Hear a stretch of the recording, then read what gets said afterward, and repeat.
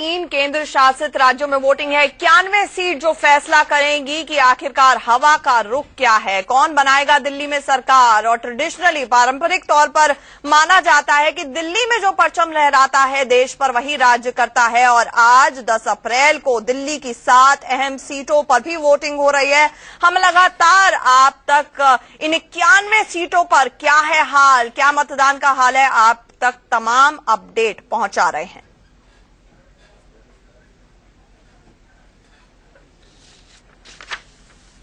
तो कौन कहता है कि टेढ़ी उंगली से ही घी निकलता है। आप उंगली सीधी कीजिए, बटन दबाइए, आपसे यही इंडिया न्यूज अपील करता है। जाइए और वोट करिए और हमारे साथ आप तक ताजा अपडेट हम हर पहुंचाते रहेंगे। हमारे साथ मीम अफजल जी लगातार प्रवक्ता कांग्रेस जुड़े हुए, वरिष्ठ नेता आरती मेहरा बीजेपी की जुड़ी हुई हैं।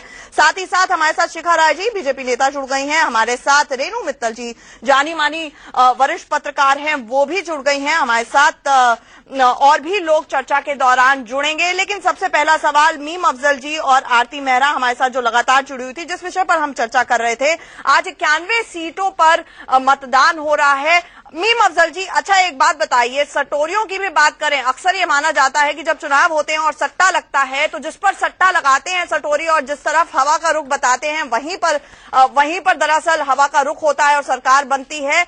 बीजेपी पर भी सटोरियों ने अपना पैसा लगाया है। उनका कहना है बीजेपी ही सरकार बनाएगी। और तो और कहीं ना कहीं ऐसे इंडस्ट्रियलिस्ट हैं जिनका माना जा रहा है कि उनकी तो बाकायदा स्टॉक एक्सचेंजेस पर उनकी जो शेयर्स हैं वो उछाल पर हैं। ऐसे में कांग्रेस में आप क्या कहेंगे, हताशा नहीं है? देखिए, हमें कोई हताशा नहीं है और जो आपने सटोरियों का जिक्र किया इसकी मुझे कोई जानकारी नहीं है। और मेरी कोई दिलचस्पी भी नहीं है, ना मैं इस गेम को जानता हूँ। भारतीय जनता पार्टी के लोग अगर जानते हो तो उनको पता होगा। मुझको इसके बारे में कोई जानकारी नहीं है कि सटोरियों का क्या धंधा होता है। ये आपकी दिलचस्पी की बात है तो आप जरूर दिखाइए, लेकिन नहीं, दिलचस्पी की बात नहीं है, ये अक्सर माना गया है। हम कोई हताशा नहीं है। हाँ,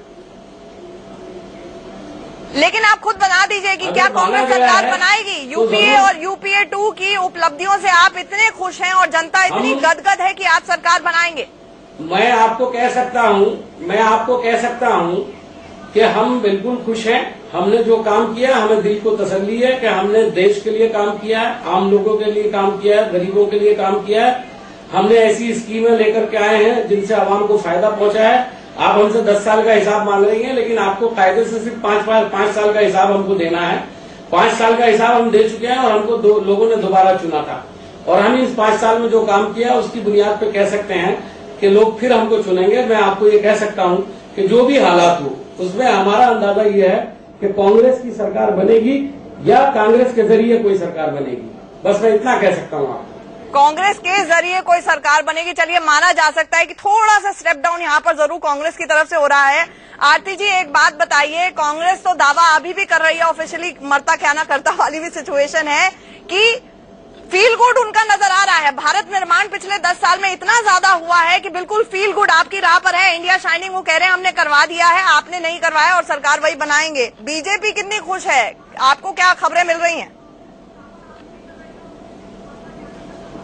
देखिए, हमारा ऐसा मानना है कि भारतीय जनता पार्टी 272 अपना मिशन 272 चुनाव के अंत आते आते अब जितने सर्वे थे जो शुरू हुए 200 से 210, 216, 226, 32, आज 262 तक पहुंच चुके हैं।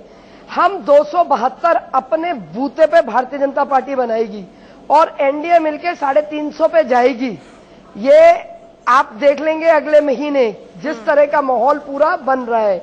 मीम अफजल जी अभी कह रहे थे मैं सटोरियों को नहीं जानता, मैं उनको नहीं। आपको खेलने की जरूरत नहीं, लेकिन मार्केट में आज आप इतने उखड़े हुए से क्यों हैं? आप जानना क्यों नहीं चाहते? आप सर्वेस को मानना नहीं चाहते, आप सर्वेस को बैन कराना चाहते हैं, आप दूसरों की कोई बात सुनना नहीं चाहते क्योंकि वो आपके कानों को भली नहीं लग रही है। तो ऐसे आपके कान आपके बहुत सारे लोग इन्वॉल्व हैं जो कराते हैं। उनका छोटी मतलब आज आपको सुनती कर रहा हूँ, अच्छी नहीं लग रही बात तो इसलिए आप कह रहे हैं छोड़ दीजिए, इसमें मत पड़िए। आपको तो अब सर्वे भी, आपको तो अब सर्वे भी अच्छे नहीं लगते, आप तो सर्वे भी बैन कराना चाहते हैं।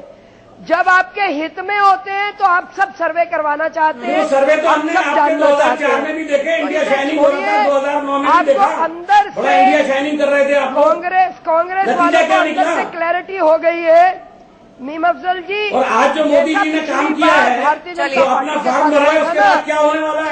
ठीक है, अब हम 16 मई को पता चलेगा क्या होने वाला है। अब हम वरिष्ठ पत्रकार जो हमारे साथ पैनल में जुड़ रहे हैं उनका भी पर्सपेक्टिव लेना चाहेंगे और ग्राउंड पर क्या सिचुएशन है, जमीन पर क्या हकीकत है। इंडिया शाइनिंग, भारत निर्माण हमने बहुत देख लिया, लेकिन जमीन से क्या रिपोर्ट आ रही है और खासतौर से 91 सीटों पर।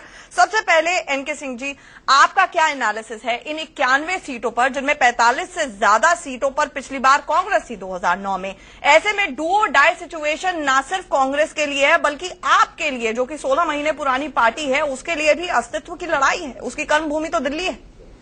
जी, अगर दिल्ली की बात करें तो बड़ा स्पष्ट है कि इलेक्टोरल टर्नआउट अगर ज्यादा होता है तो उसके दो फैक्टर्स होते हैं। एक तो दिल्ली में 500 मीटर में ही अगर आप पॉपुलेशन डेंसिटी देखें और उसके हिसाब से उस upon polling number of polling booths देखें तो 500 मीटर के आसपास में एक पोलिंग बूथ एवरेज आता है, जो कि नागालैंड में, नॉर्थ ईस्ट में करीब 4.5 किलोमीटर आता है। तो ये आप समझ सकते हैं कि नजदीक होता है, टर्नआउट ज्यादा होता है। और एक इलेक्शन प्रोसेस पे, इंस्टीट्यूशन ऑफ इलेक्शन कमीशन, इस पे एक ट्रस्ट पब्लिक का काफी ज्यादा बढ़ा है पिछले दिनों से। यही वजह है कि आप देख रहे हैं कि 70-80 नागालैंड ऐसी जगह पे, नॉर्थ ईस्ट में अगर 80-90% वोट होते हैं तो ये अपने आप में इसलिए है कि इस इंस्टीट्यूशन पे इसकी क्रेडिबिलिटी बढ़ी है। दिल्ली में अगर हो रहा है तो दो चीजें हैं, एक वेव फैक्टर होता है जो कि ड्राइव करता है और वो आपको लेके आता है, मोटिवेटिंग कॉज होता है, और दूसरा होता है कि नहीं, हमें संस्था पे विश्वास है, इस चुनाव की प्रक्रिया पे विश्वास है। दोनों फैक्टर काम कर रहे हैं। टर्नआउट अभी का देखें तो काफी अच्छा है। अब अगर हम इसको मोटिवेटिंग फैक्टर माने कि कोई वेव है, तो ये वेव किसकी हो सकती है? हम बहुत क्लियर जानते हैं कि कांग्रेस की वेव नहीं है। मेरे ख्याल से मीम अफजल साहब भी इससे इत्तेफाक रखेंगे कि वेव नहीं है। अगर वेव नहीं है, लेकिन 10 साल की एंटी इनकम्बेंसी जरूर है। नहीं, और भी कुछ है उसके अलावा भी तमाम जो करप्शन की चीजें रही, तो एक कहीं ना कहीं कांग्रेस वो फोर्सफुली कर नहीं पाई। हालांकि प्रोग्राम्स बहुत अच्छे दिए, लेकिन वो कर नहीं पाई। जो जनता के साथ एक डिस्कनेक्ट हो गया, कैडर का और गवर्नमेंट का डिस्कनेक्ट हो गया। कैडर जो कॉन्ड्यूट होती है जनता तक ले जाने के लिए, वो कैडर कुछ भी उसको नहीं मालूम था। इवन मीम अफजल साहब भी इस बात से इत्तेफाक करेंगे। तो ये हुआ कि वो कई वेव नहीं बना पाई। दूसरा है अरविंद केजरीवाल, उनका स्टॉक पहले से गिरा है, तो कितना वो रोक पाएंगे, ये इशू है। एक ही चीज बचती है, वो नरेंद्र मोदी। नरेंद्र मोदी एक नया फैक्टर है इंडियन पॉलिटिक्स में, और नरेंद्र मोदी को लेके जिस तरह उन्होंने प्रचार किया है, तो जो उनकी पर्सनालिटी डेवलप हुई है, उसके एक सर्टेन पॉजिटिव एस्पेक्ट्स है। नेगेटिव जो है वो पहले से रहे हैं बीजेपी के साथ, उस पर कोई बात नहीं है। तो कुल मिला के अगर टर्नआउट बढ़ता है तो ये नेचुरली बीजेपी के फेवर में जाएगा। ये एक आम एनालिसिस इसकी हो सकती है। तो वाकई मोदी की लहर है या नहीं है? हम प्रियंका गांधी ने क्या कुछ कहा, हमारे सहयोगी को एक्सक्लूसिवली उन्होंने बाइट दी, वो भी सुन लेते हैं, उसके बाद चर्चा पे आते हैं। उम्मीद है आपको? उम्मीद है, बिल्कुल, क्यों नहीं। लेकिन लोग कह रहे हैं मोदी की लहर है, लहर बताई जा रही है देश में। आपको भी लगता है? आपको भी लगता है? बिल्कुल नहीं, मुझे तो बिल्कुल नहीं लगता। उम्मीद है आपको? उम्मीद है, बिल्कुल, क्यों नहीं। लेकिन लोग कह रहे हैं मोदी की लहर है, लहर बताई जा रही है देश में। आपको भी लगता है? आपको भी लगता है? बिल्कुल नहीं, मुझे तो बिल्कुल नहीं लगता।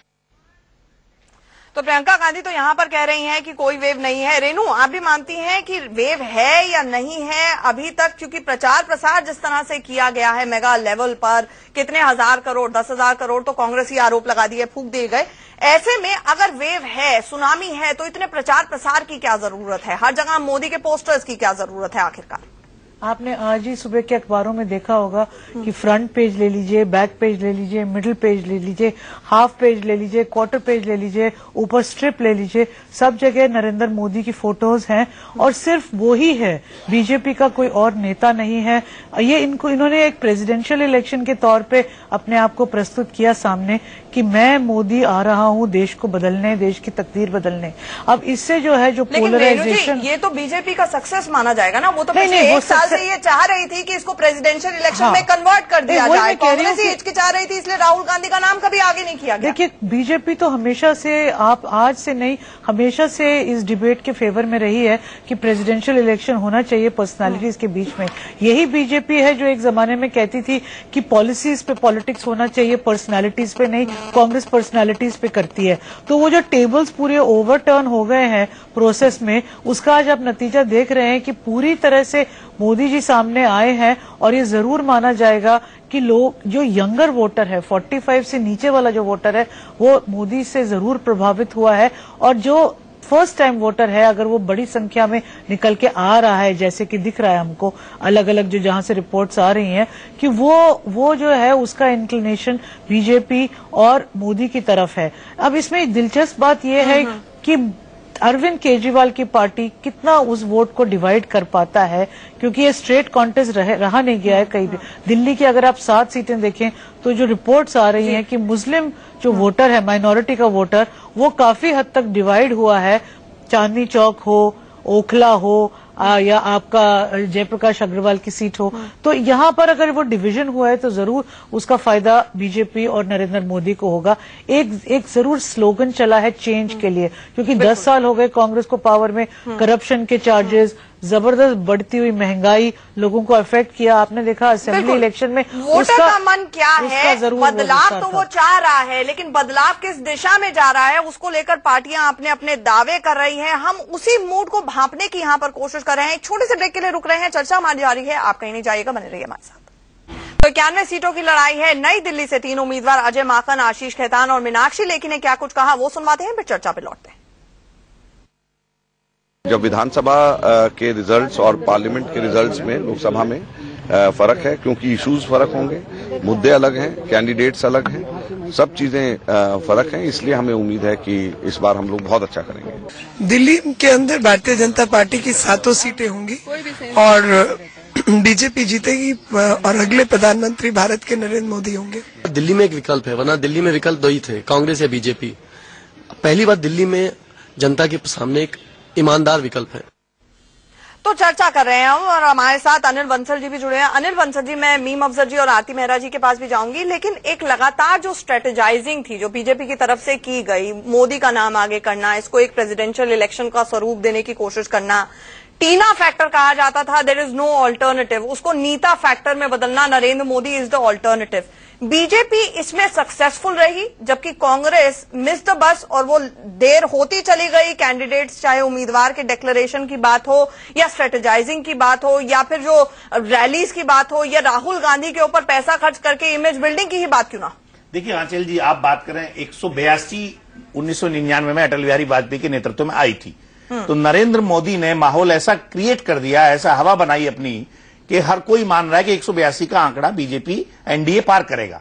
तो ये एक बड़ी उपलब्धि है, क्योंकि बीजेपी सिमट गई थी 100 के आसपास पिछले चुनाव में।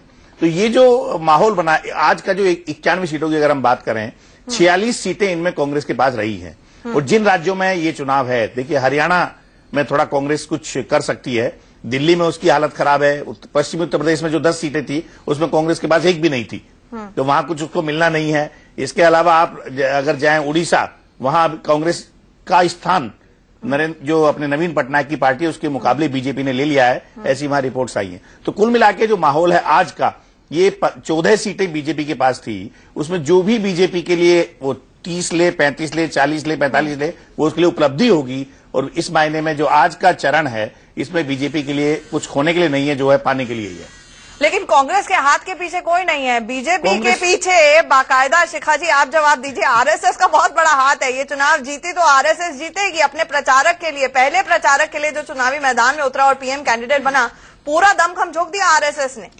देखिए, मुझे लगता है कि देश में कोई भी ऐसी संस्था नहीं है, कोई ऐसा एनजीओ नहीं होगा, कोई ऐसा व्यक्ति नहीं होगा जो आज बीजेपी या नरेंद्र मोदी जी के पीछे नहीं होगा इसके लिए कि वो देश के प्रधानमंत्री बने। ऐसे में अगर आरएसएस संस्था भी साथ में आती है तो इसमें दिक्कत क्या है। वो भी देश के विकास के लिए, देश को आगे ले जाने के लिए अगर ये मानते हैं कि नरेंद्र मोदी ही प्रधानमंत्री होने चाहिए और वो भी इस चुनाव में उतरे हैं, तो इसमें मुझे नहीं लगता कि किसी प्रकार की किसी को कोई शिकायत होनी चाहिए। नहीं, शिकायत का सवाल नहीं है। जो अपने आप को आइडियोलॉजिकल फाउंटेन हेड कहता था मोहन भागवत जी ऑफिशियली ये कहते हैं नमो नमो करना हमारा काम नहीं है, लेकिन ग्राउंड लेवल पर वोटरों को बूथ तक खींच के लाना, बीजेपी के काडर पीछे रह गए हैं लेकिन आरएसएस के बाकायदा सारी शाखाएं एक्टिव हैं, लोगों को खींच कर ला रहे हैं, वोटिंग के लिए एनकरेज नहीं कर रहे, सिर्फ मोदी के नाम पर वोट मांग रहे हैं। देखिए ऐसा है, मैंने कहा कि आज हर देशवासी, आप निकल जाइए बूथों के ऊपर, हम होकर के आए हैं, हर कोई एक दूसरे को यही कह रहा है कि जाइए वोट करिए, मोदी के लिए वोट करिए, देश के लिए वोट करिए, भाजपा के लिए वोट करिए।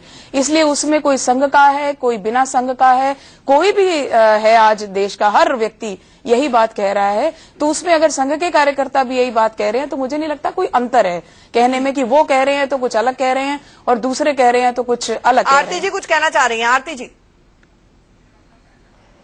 मैं इसमें ये कह रही हूं कि देखिए आज दो ताकतें काम कर रही हैं, एक मोदी जी के समर्थन में और एक मोदी जी के विरोध में।